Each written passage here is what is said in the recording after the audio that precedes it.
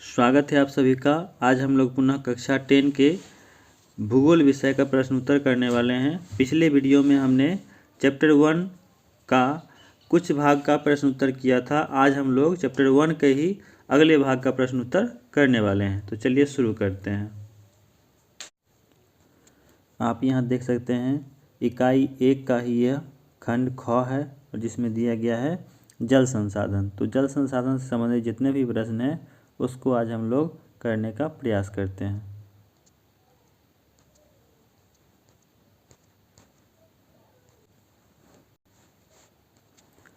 यहाँ आप देख सकते हैं जल संसाधन का यह अभ्यास भाग है, जिसमें पहला प्रश्न आपको दिया गया है वस्तुनिष्ठ प्रश्न टाइप, जिसका पहला प्रश्न कहता है बृहद क्षेत्र में जल की उपस्थिति के कारण ही पृथ्वी को कहते हैं। तो पृथ्वी को कौन सा ग्रह कहते हैं? तो ध्यान रखिएगा यह नीला ग्रह। कौन सा ग्रह होगा? नीला ग्रह। और एक और बात याद रखना है, लाल ग्रह के नाम से हम लोग मंगल को जानते हैं। किसको जानते हैं? मंगल को जानते हैं, याद रखिए। अगला प्रश्न दिया गया आपको कुल जल का कितना प्रतिशत भाग महासागरों में निहित है? तो इसका आंसर हो जाएगा आपको 96.6% भाग हो जाएगा, याद रखना है। अगला प्रश्न कहता है देश के बांधों को किसने भारत का मंदिर कहा था? भारत का मंदिर। तो याद रखिएगा यह पंडित जवाहरलाल नेहरू। किसने कहा था? पंडित जवाहरलाल नेहरू ने कहा था, याद रखना है। नेक्स्ट प्रश्न है प्राणियों के शरीर में कितना प्रतिशत की जल की मात्रा होती है? प्राणियों के शरीर में कितना प्रतिशत जल की मात्रा होती है? तो याद रखना है 65%। अगला है भारत में अति जल दोहन से किस तत्व का संकेंद्रण बढ़ा है? तो ये हो जाएगा आपको आर्सेनिक। कौन सा हो जाएगा? आर्सेनिक। अगला प्रश्न है आपको लघुत्तरीय प्रश्न। तो इसका पहला प्रश्न आपको कहता है बहुउद्देशीय परियोजना से आप क्या समझते हैं? तो वैसी परियोजना जिसके द्वारा कई उद्देश्यों जैसे बाढ़ नियंत्रण, मृदा अपरदन पर रोक, पेय एवं सिंचाई हेतु जलापूर्ति, विद्युत का उत्पादन, मत्स्य पालन, जल कृषि, वन्य जीव संरक्षण एवं पर्यटन इत्यादि की पूर्ति एक साथ की जाती है, उसे हम लोग बहुउद्देशीय परियोजना कहते हैं, याद रखना है। नेक्स्ट प्रश्न है आपको जल संसाधन के क्या उपयोग हैं? लिखें। तो जल संसाधन के बारे में लिखना है आपको जल को ही जीवन कहा जाता है। जल के उपयोग की सूची लंबी है।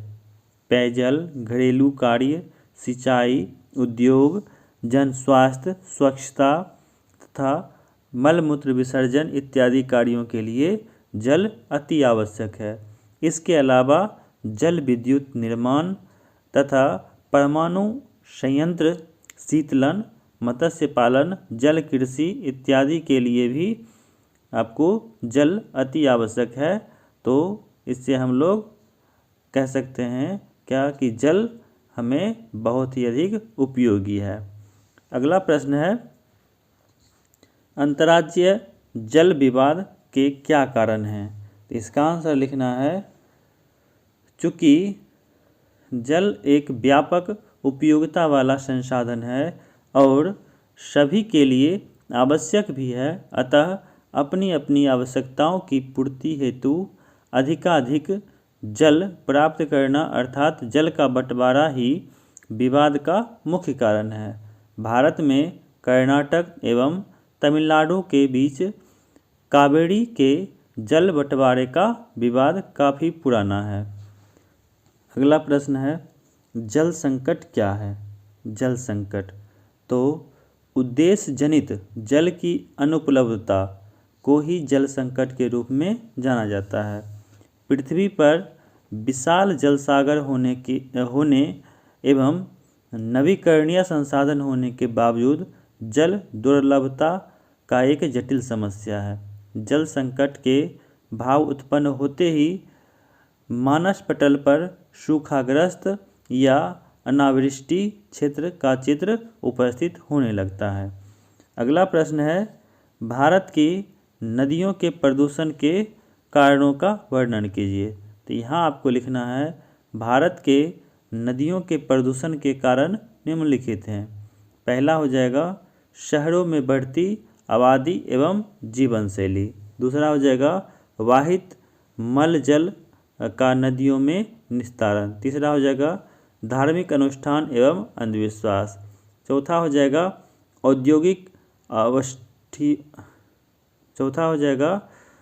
औद्योगिक अवशिष्टों का नदियों में निस्तारण। पांचवा हो जाएगा शवों का विसर्जन।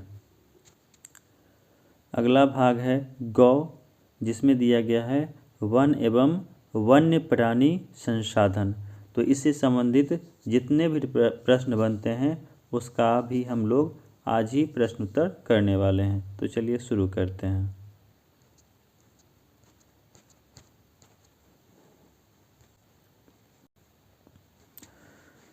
हम लोग पहुंच चुके हैं इस भाग के अभ्यास भाग में, और यहाँ पर सबसे पहले आपको वस्तुनिष्ठ प्रश्न दिया गया है, जिसका पहला प्रश्न कहता है भारत में 2001 में कितने प्रतिशत भौगोलिक क्षेत्र में वन का विस्तार था।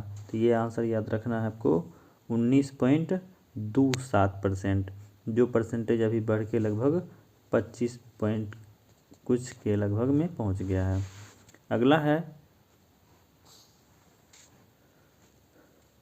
अगला प्रश्न दिया गया है वन स्थिति रिपोर्ट के अनुसार भारत में वन का विस्तार है, तो ये कितना है। याद रखना है आपको लगभग 20.55% भाग पे आपको क्या है वन का विस्तार है। ये भी आपको बदल चुका है, इसको भी देख लेना है। अगला प्रश्न है बिहार में कितने प्रतिशत भौगोलिक क्षेत्र में वन का फैलाव है। यहाँ याद रखना है 7%। कितना हो जाएगा 7%। अगला प्रश्न कहता है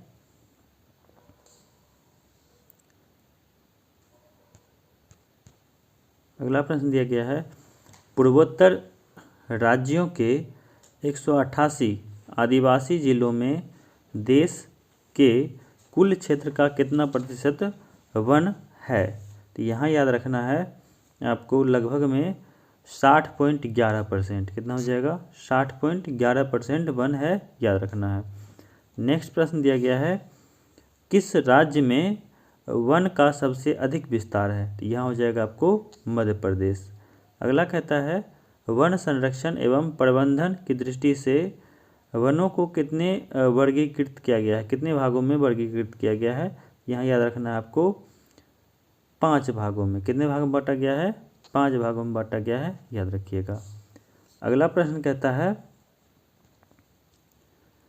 1951 से 1980 तक लगभग कितना वर्ग किलोमीटर वन क्षेत्र कृषि भूमि में परिवर्तित हो गया है। यहाँ याद रखना है 26,200 वर्ग किलोमीटर। कितना हो जाएगा 26,200 वर्ग किलोमीटर ये भूमि जो कृषि में बदल गया।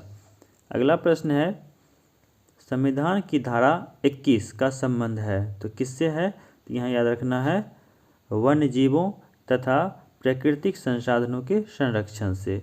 अगला प्रश्न कहता है एक एनजीओ की वानिकी रिपोर्ट के अनुसार 1948 में विश्व में कितने हेक्टेयर भूमि पर वन का विस्तार था। तो ये हो जाएगा आपको 4 अरब हेक्टेयर। कितना हो जाएगा 4 अरब हेक्टेयर।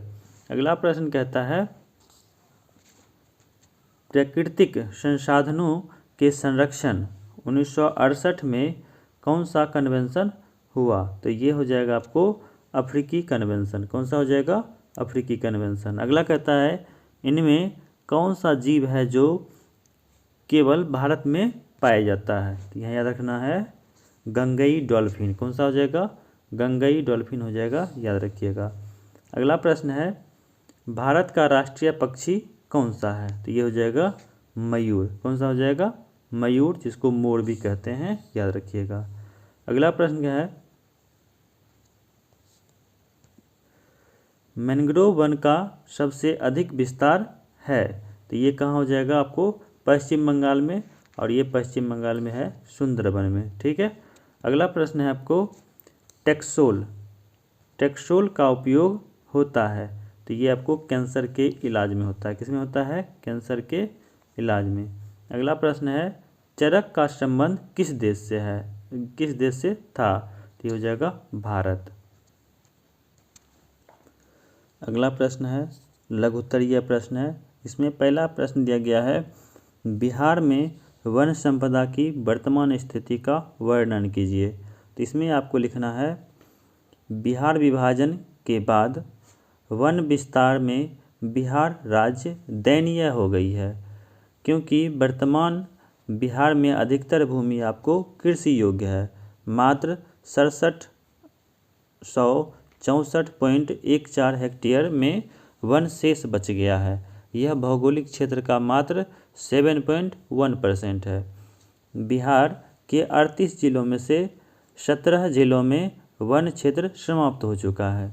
पश्चिमी चंपारण, मुंगेर, बांका, जमुई, नवादा, नालंदा, रोहतास, गया, कैमूर और औरंगाबाद के जिलों में वनों की स्थिति थोड़ा सा बेहतर है, जिसका कुल क्षेत्रफल का 3700 वर्ग किलोमीटर यह है। शेष में अवक्रमित वन क्षेत्र हैं। वन के नाम पर केवल झाड़ियाँ बच गया है। नेक्स्ट प्रश्न है आपको, दूसरा प्रश्न कहता है, वन विनाश के मुख्य कारकों को लिखें। तो इसमें आपको लिखना है, वन विनाश के कारक निम्नलिखित है। पहला है कृषिगत भूमि का फैलाव। दूसरा हो जाएगा नदी घाटी परियोजनाओं के विकास के कारण। तीसरा हो जाएगा पशुचारण एवं ईंधन की लकड़ियों का उपयोग। चौथा हो जाएगा आपको भोजन सुरक्षा एवं आनंद के लिए वन्य जीवों का शिकार भी वन के विनाश का मुख्य कारण में से एक है। पांचवा हो जाएगा आपको पर्यावरण विशेषज्ञों के अनुसार भारत में कई क्षेत्रों में वाणिज्य की दृष्टि से एकल वृक्षारोपण करने से पेड़ों की दूसरी प्रजातियां नष्ट हो गई है। जैसे सागवान के एकल रोपण से दक्षिण भारत के अन्य प्राकृतिक वन बर्बाद हो गए हैं। तीसरा प्रश्न कहता है आपको, वन के पर्यावरणीय महत्व का वर्णन कीजिए। तो इसमें आपको लिखना है, वन एवं वन्य प्राणी मानव जीवन के प्रमुख हमसफर हैं। वन पृथ्वी के लिए सुरक्षा कवच जैसा है। यह केवल एक संसाधन ही नहीं बल्कि पारिस्थितिकी तंत्र के निर्माण में महत्वपूर्ण घटक है। यह जीवमंडल में सभी जीवों को संतुलित स्थिति में जीने के लिए अथवा संतुलित पारिस्थितिकी तंत्र के निर्माण में सर्वाधिक योगदान करता है, क्योंकि सभी जीवों के लिए खाद्य ऊर्जा का प्रारंभिक स्रोत वनस्पति ही है। चौथा प्रश्न आपको कहता है, वन्य जीवों के ह्रास के 4 प्रमुख कारकों का उल्लेख कीजिए। तो इसमें आपको लिखना है, इसके 4 प्रमुख कारण निम्न हैं। पहला लिखना है, प्राकृतिक आवासों का अतिक्रमण यातायात की सुविधाओं में वृद्धि आदि के कारण से। तो जीवों के प्राकृतिक आवासों का अतिक्रमण हो रहा है, जिससे वन्य जीवों की सामान्य वृद्धि प्रजनन क्षमता में कमी आ गई है। दूसरा पॉइंट हो जाएगा प्रदूषण जनित समस्या। प्रदूषण के कारण वन्य जीवों का जीवन चक्र प्रभावित हो रहा है। तीसरा हो जाएगा आर्थिक लाभ। अनेक वन्य जीवों एवं उसके उत्पाद का उपयोग आर्थिक लाभ के लिए हो रहा है, जिससे उसका दोहन हो रहा है। चौथा हो जाएगा सहविलुप्तता। जब एक जाति विलुप्त होती है तब उस पर आधारित दूसरी जातियां भी विलुप्त होने लगती है। पांचवा प्रश्न है आपको, वन एवं वन्य जीवों के संरक्षण में सहयोगी रीति रिवाजों का उल्लेख कीजिए। तो इसमें आपको लिखना है, सहयोगी रीति रिवाज का वन एवं वन्य जीवों के संरक्षण में काफ़ी महत्वपूर्ण योगदान है। ग्रामीण लोग कई धार्मिक अनुष्ठानों में 100 से अधिक पादप प्रजातियों का उपयोग करते हैं और इन पौधों को अपने खेतों में भी उगाते हैं। आदिवासियों को अपने क्षेत्र में पाए जाने वाले पेड़ पौधे तथा वन्य जीवों से भावनात्मक एवं आत्मीय लगाव होता है। वे प्रजनन काल से मादा वन पशुओं का शिकार नहीं करते हैं। वन संसाधनों का उपयोग चक्रीय पद्धति से करते हैं। वन के खास क्षेत्रों को सुरक्षित रख उसमें प्रवेश नहीं करते हैं।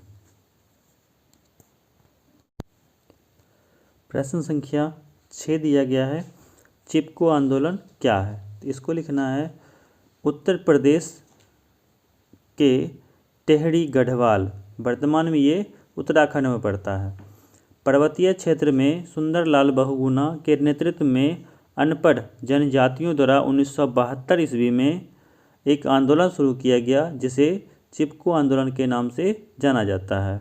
इस आंदोलन में स्थानीय लोग ठेकेदारों को हरे भरे पौधों को काटते देख उसे बचाने के लिए पेड़ों को अपनी आगोश में लेकर पेड़ से लिपट गए उसकी रक्षा के लिए। इसे ही चिपको आंदोलन के रूप में जाना जाता है।